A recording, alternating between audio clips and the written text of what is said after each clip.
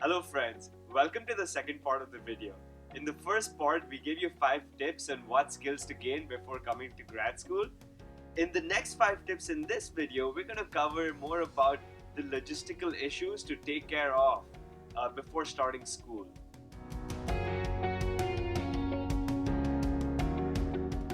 Finance. You want to take care of all the financial calculations beforehand. Work with your parents and your lenders to see where you're going to spend most of the money. Incorporate rents, airfares, tuition fees, books, food, lodging, and any miscellaneous items.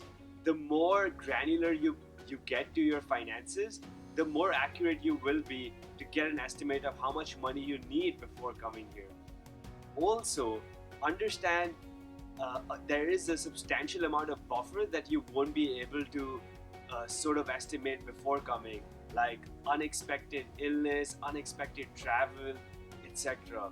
So work with your seniors to understand how much they spend with the same style of living that you want to copy, and then figure out your net expenses in the next 2 years.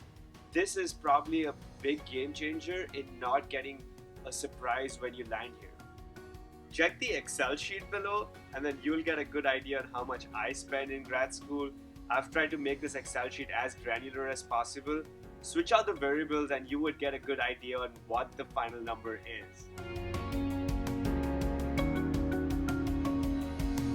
Documents. Start preparing and collecting your documents that you would be requiring at your university as well as immigration in the United States. Collect hard copies one by one, make a checklist and ensure that you have them. This can include your SEVIS fees, your I-120, your passport, your visas, etc. Ensure that you also have a scanned copy in Google Drive or Dropbox. Avoid using external hard disk drives because those are prone to failures. Google Drive or Dropbox or any cloud storage gives you fast and reliable and robust access to these documents, and I'm pretty sure that you'll be needing these scanned copies or soft copies over the next 5 years. One pro tip is keep your original documents always with yourself. Avoid putting them in checked luggage. Keep that in your laptop bag whenever you're traveling to the United States. That way, even if your bags are lost, you have the original documents with yourself. Make a checklist. I'll put a link down to see all the important documents that you need. Keep also a list and a photocopy and a scanned copy of immunization records, health records, etc. So, or sometimes your prescriptions as well. That would sort of help you when you come here. It would help you to avoid taking some of these vaccines, etc. again.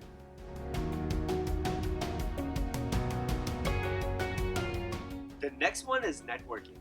I can't emphasize how important this is in America.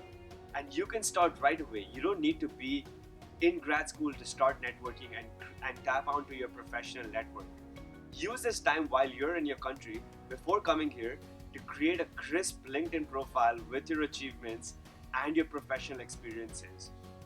Connect to seniors in the grad school that you're going and some other competitive grad schools as well. This will give you a good idea on the skill sets they're working towards and the coursework that they establish. Try to cold email them on specific unanswered questions that you think can help you gain some perspective. Also, they might be useful in helping you while you're there with a summer internship, with a job referral. Start right away because it's sort of a slow and ongoing process to build a substantially useful network. I can't emphasize you how much LinkedIn helped me even now after like many years of graduation. It helps you in grad school, after grad school. It's a good network. It's the one network that I think it's even more important than WhatsApp or Facebook. Use WhatsApp and Facebook to grab a lot of information, but don't ever discount the importance of LinkedIn. Professional networking is also applicable on email. The more people, once you get your EDU ID, leverage that to look up students that can help you and guide you in specific course selection. That'll be our next point, as well as unanswered questions about living and moving to this grad school. So, what you waiting for? Start networking right now.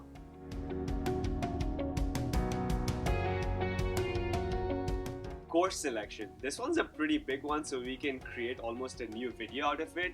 But I'll give you the high-level pro tips of what to do in course selection. You're gonna get in grad school. You're gonna get about 10 to 12 courses to study in the next 2 years. So you wanna start researching right away on what that pattern or sequence of courses look like. One really good advice that I got when I started that stuck throughout my career was do what you love. You want to take courses that spark inner joy and that you're really passionate about.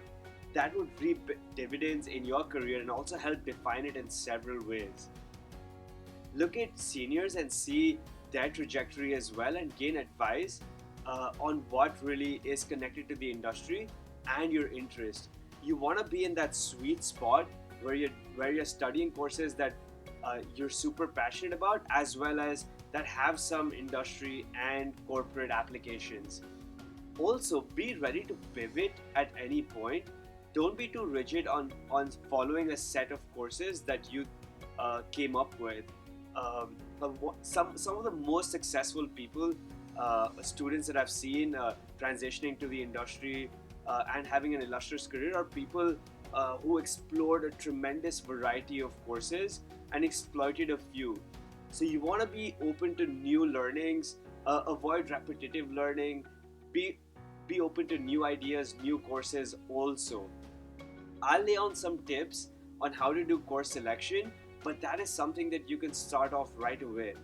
One of my personal stories is I came here to do signal processing and electrical engineering, but I'm so passionate about machine learning, AI, and pattern recognition. And this is about 8 or 9 years ago when these fields were not lucrative or even job providing fields. But the interest sort of helped define my career in these courses. And I'm still reaping benefits of taking a series of coursework that was super non traditional. So follow your heart and some wisdom from seniors to sort of create this sequence of courses that you're going to exploit. Keep Be aware of the workload that you can possibly take up. See what courses are hard, which ones are easy, and try to devise the strategy. It is a slow and evolving process, so don't basically put too much pressure on you on having a set of 10 classes ready before you come here. Uh, and I'll see the link below on some of the pro tips on what other people think in course selection.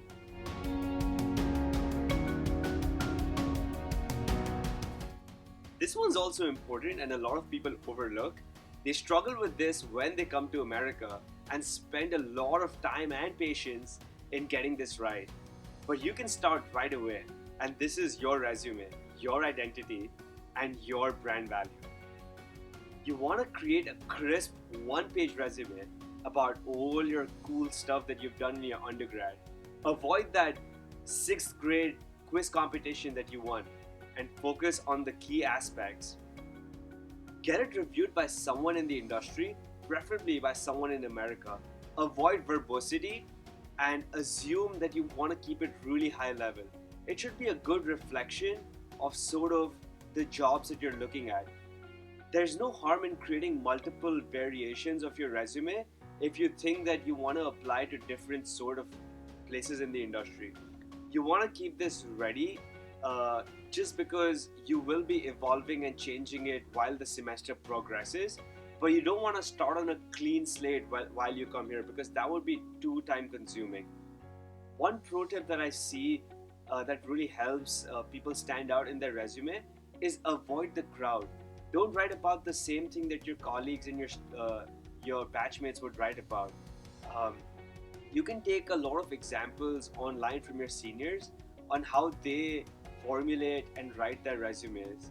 If you want my advice, email your resume to me, and I'll make sure to see if I could give you some pro tips and clarity on it. Ensure that you've kept the aesthetics and the basics of the resume intact. Your overview, your look, your feel, your font, your grammar, your syntax, all of that is sort of aligned. This is one pro tip that I got that really helped me when I was in grad school. Okay, thanks for watching this, and apologies for the constant advice. In the next one, we're gonna go to the fun part, which is what to do while you come to America. And we'll be covering it in two sequences. I'll give you pro tips on how to leverage most of your time before school starts while you're in America, and some of the things that you need to take care of right away. So subscribe to this channel and look out for my next video.